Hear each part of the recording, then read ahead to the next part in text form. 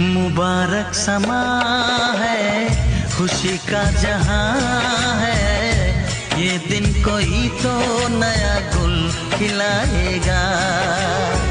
नजर से बयां है।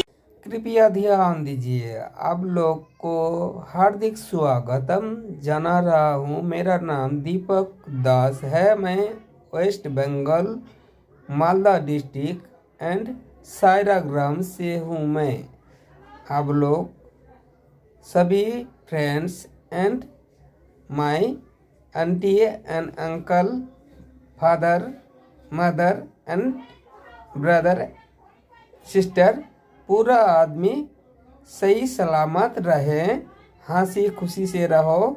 बहुत अच्छा है बात। वेलकम फ्रेंड्स 2025 के लिए।